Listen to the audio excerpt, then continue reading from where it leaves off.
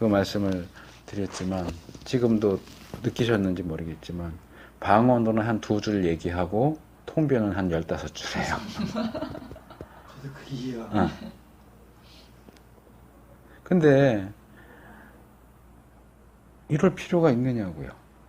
그거 굳이 방언으로 하고 통변 안 해도 성경에 다 나와 있는 얘기잖아요. 그걸 구태여 하나님이 지금 우리에게 말씀하십니다. 방언으로 말씀하십니다. 왜 하나님이 우리한테 말씀하시는데 우리가 알아들을 수 없는 방언으로 말씀을 하셔야 되죠? 하나님은 한국말 모르시나요? 영어 모르시나요? 하나님이 우리에게 말씀하실 때는 꼭 방언으로 말씀하시나요? 이게 되게 웃기는 거예요. 근데 지금 이 설교를 듣는 이 사람들 입장에서는 얼마나 영광스럽고 감사하고 감격적이고 이건 어느 다른 교회에서도 경험할 수 없는 하나님의 임재의 체험인 거 아니에요. 근데 정말 그러겠느냐 말이에요. 우리가 이런 부분에 있어서 조심해야 돼요.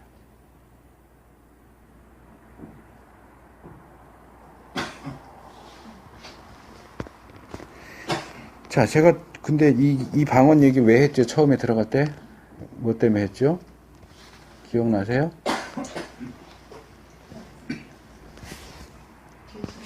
계시의 종결.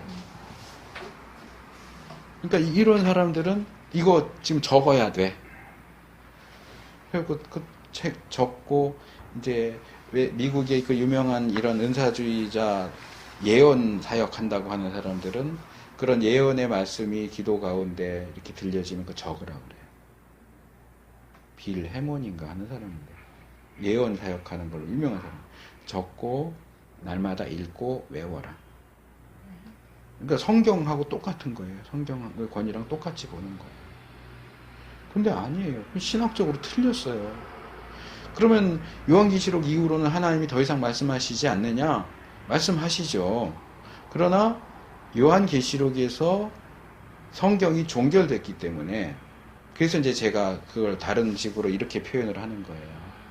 너가 어떠한 체험을 했다고 할지라도 그 체험을 성경에 비추어 봐라. 성경의 원리와 어긋난다면 그건 아니다. 너가 그 체험을 한 게 가짜라는 얘기가 아니고 그 체험은 성경적인 체험이라고 말할 수 없다. 그건 체험만이 아니라 어떤 말씀도 마찬가지예요.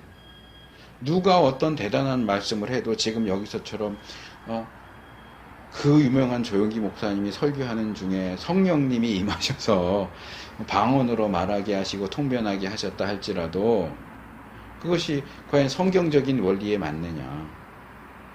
거기서 이제 우리가 생각할 수 있는 게 필요죠. 필요. 알파 코스 같은 거 하는 사람들 하나님이 금리빨 만들어줍니다. 금가루 뿌려줍니다.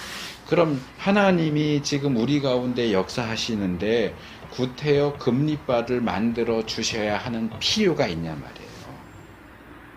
그 사람들은 그렇게 얘기하거든요. 하나님은 하나님의 자녀들이 부유하게 살기를 원하신다. 그래서 금리빨을 만들어 주시는 거예요. 금리빨 뽑아서 팔라고요? 하나님의 자녀들이 부유하게 살기를 원하시면 그냥 돈 주시면 돼요. 그 금리빨 팔아서 뭐 얼마나 한다고요? 성경에 하나님이 역사하실 때는 다 이유가 있어요. 그런데 금리빨, 금가루는 이유가 없어요. 근거가 없어요. 뭔가 희한한 일이 일어난다고 해서 다 하나님이 하신다 그렇게 생각하면 안 돼요.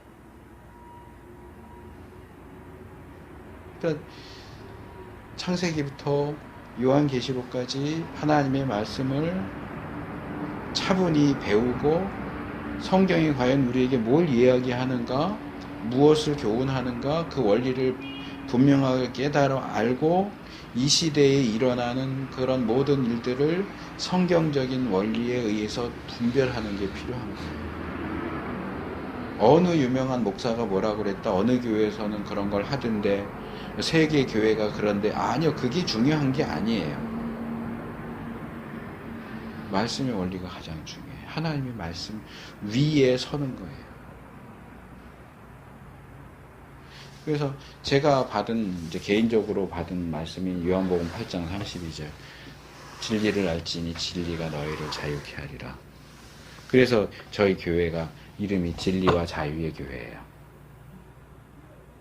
좀 순복음 개통 교회처럼 이름이 그렇게 붙긴 했지만, 진리가 너희를 자유케 하리라.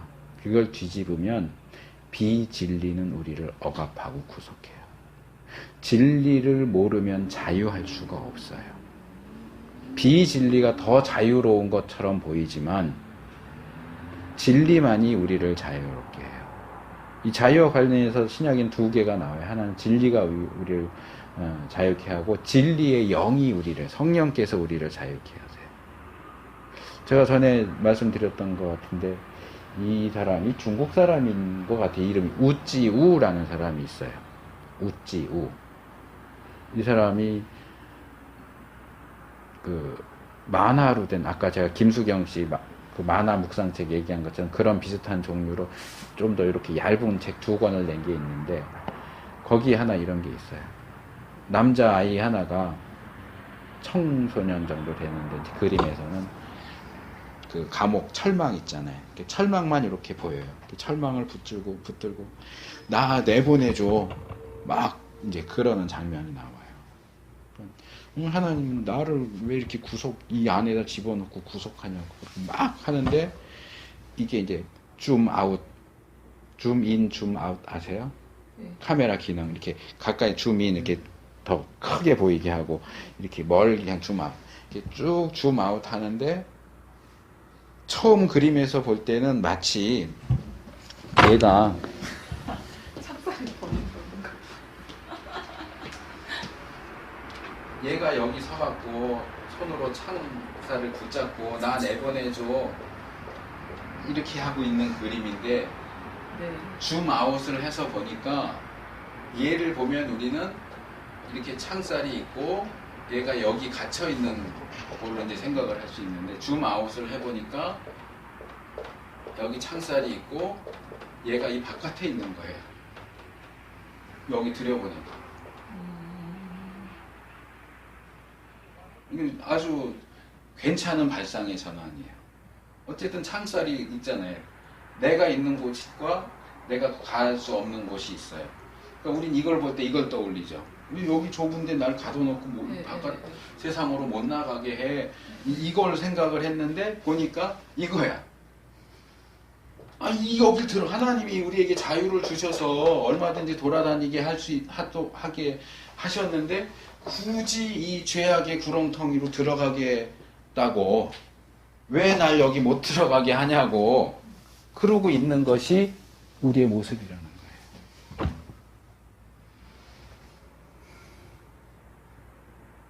그러면 저걸 보고 있는 하나님이 얼마나 속 터지겠어요. 저게 선악과인 거예요. 뭐든지 다 먹을 수 있어요. 저것만 금지했는데 왜 저걸 못 먹게 하냐는 거예요. 그게 우리예요. 하나님이 주신 자유보다 금지하신 그것 하나 할 수 있는 자유를 더 원하는, 그게 우리의 모습이에요. 그러니까 우리가 성경도 열심히 읽고 신학책, 경건서적도 많이 읽지만, 여러분들 좀 폭넓게 읽으세요. 그런 그림책을 통해서도 얼마나 좋은 깨달음을 얻을 수 있는 것들이 많아요. 물론 엉터리도 많으니까 조심해서 봐야 하지만. 그래서 우리가 성경의 원리를 바르게 알아야 내가 어디 서 있는지를 알아요. 우리는 저 철장 안에 있는 게 아니고 철장 밖에 있어. 예수 믿어서 구원받았기 때문에. 예전엔 죄의 종이었는데 이제 자유하게 됐어요. 그래서 갈라디아서에서 바울이 뭐라고 그랬냐면, 이제는 더 이상 너희를 누구도 종으로 삼지 못하게 해라. 근데 저 안이 종이 되는 자리인데 거길 들어가겠다는 거예요. 왜 하나님은 날 여기 못 가게 하냐. 자기는 그게 나가는 거라고 생각해. 들어가는 건데, 갇히는 건데. 밖에 나와 있으면서 자기가 갇혀 있다고 생각해. 몇 달 전에 누군지 모르는 제가 책 내용만 기억을 하는데 누가 그런 책을 썼더라고요. 미움받을 용기. 책을 읽어보진 않았는데 전 그 책 제목이 참 마음에 들더라고요. 우리가 이 세상에서 그리스도인으로 살고자 한다면 미움받을 용기를 가져야 돼. 이제 바울이 디모데서에서 말하는 표현으로 바꾸자면 무릇 경건하게 살고자 하는 자는 핍박을 받으리라. 내가 경건하게 살고 하나님의 원리대로 살고자 하면 사람들이 나를 미워할 거야. 핍박할 거야. 그거 알고 그래도 나는 경건하게 살 거야. 또 베드로가 말하는 것처럼 형제들아 너희에게 오는 불시험을 이상한 것으로 여기지 말라. 내가 믿음대로 사는데 어려움이 생기네. 이게 왜 어려움이 생기지? 내가 잘못하고 있나? 아니요. 어려움이 오는 게 당연한 거예요. 핍박이 오는 게 당연한 거예요. 내가 믿음대로 산다면. 지금 세상이 이상한 거예요. 믿음대로 사는데 평안하다? 아니요. 그렇다고 해서 세상이 하나님 편이 됐느냐? 아니죠. 세상은 여전히 하나님을 대적해요. 그런데 내가 믿음대로 산다고 생각하는데도 평안하다. 내가 믿음대로 살지 않고 있는 거예요. 내가 세상 사람들과 다를 게 없이 살고 있는 거예요. 우리가 속고 있는 거예요. 지난번에 제가 그 연말정산 얘기했잖아요. 그 세상이 말하니까 믿는 사람인데 세상의 논리에 따라가고 그게 맞는 줄 알고 그렇게 똑같이 하니까 세상이 우리를 미워할 이유가 없잖아요. 자기들하고 똑같이 하는데. 자기들이 하는 나쁜 짓을 맞아, 괜찮아, 오라 이렇게 해주는데 왜 우리를 미워하겠어요? 우리가 올바르게 행하면서 그들에게 때로는 말로 너 그렇게 하면 안 돼. 이래야 우리를 미워하지. 또는 내가 말은 안 하지만 내 행동을 볼 때 제가 고등학교 다닐 때 그 교회 이제 동기 여자애들이 몇 명 있었는데 그 중에 이제 좀 노는 애가 있었어요. 근데 걔가 나중에 고등학교 졸업하고선가 뭐 그런 얘기를 하더라고요. 근데 저는 좀 일찍 그런 일들이 있었어요. 그러니까 교회 안에도 노는 애들이 있잖아요. 그러니까 교회 바깥에 나가면 그 노는 애들이랑 같이 어울리는. 지들끼리 모여서 막 이렇게 재밌게 얘기하다가 제가 가면 침묵. 제가 뭐라 그러지 않았는데. 근데 이제 걔가 나중에 그러더라고요. 왠지 저를 보면 말도 함부로 하면 안 되고 뭔가 자기들이랑 다르다는 거예요. 그러니까 얘 앞에서는 함부로 하면 안 돼 이런 생각이 있었다는 얘기를 나중에 하더라고요.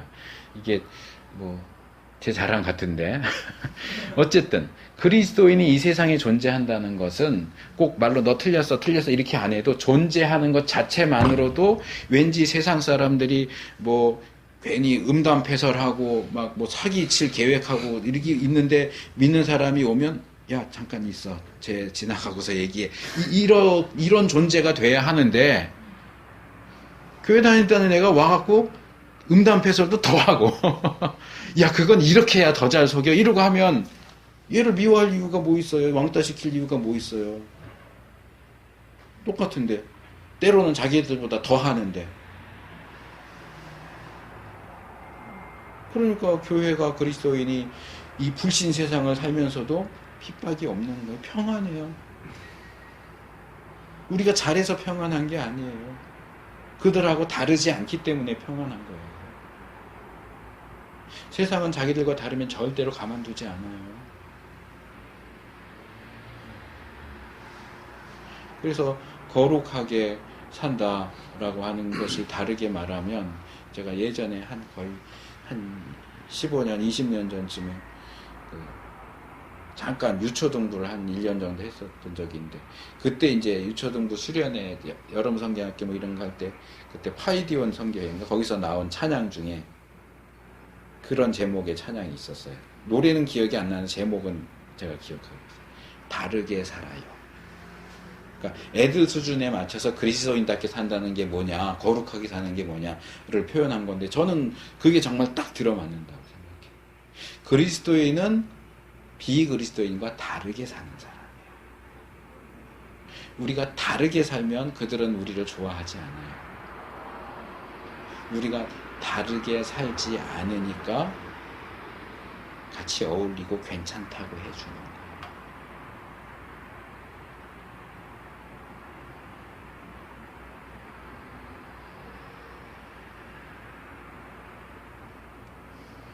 자, 뭐 오늘은 뭐 텍스트 자체보다는 좀 관련되는 교훈들을 위주로 이렇게 가게 됐는데, 근데 이게 더 재밌을 수도 있어요. 너무 설계된 것 같아요.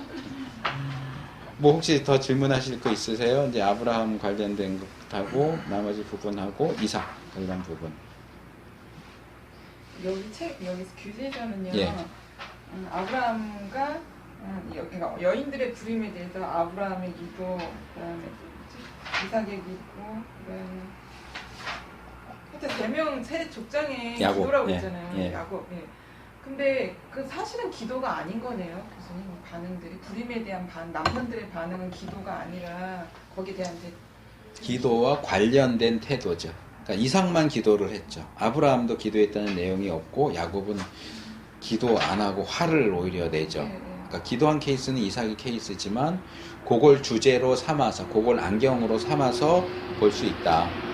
그래서 그런 승부는 아브라함, 이삭, 야곱을 비교했지만 제가 볼 때는 아브라함은 해당이 안 돼요. 거기에 대해 부림은 부림이지만 뭐 기도해달라는 부탁도 없고 기도했다는 내용도 없으니까 그건 빼는 게 더 좋지 않을까. 기도한 걸로 오해하면 안 되겠네요. 그렇죠. 그러니까 이제 전에 제가 어디서 요즘엔 강의를 몇 군데 돌아가면서 하니까 어디서 했는지를 제가 기억을 못할 때가 있어요. 근데 이제 뭔가 얘기할 때는 이렇게 단순화시켜서 얘기할 때가 있어요. 그러니까 단순화시켜서 얘기하다 보면 개별적인 차이를 무시하게 돼요. 그러니까 족장과 부림과 기도라고 하는 주제로 단순화시켜서 얘기하니까 아브라함과 사라, 이삭과 리브가, 야곱과 라헬 이렇게 얘기를 이제 단순화시켜서 얘기를 하게 되니까 이제 그거를 이해를 못하고 읽으면 아브라함이 사례를 위해서 뭔가 기도했나? 이렇게 할 수도 있는데 더 구체적으로 들어가 보면 사실 아브라함은 부림에 관한 기도는 전혀 관계가 없는 사람이에요.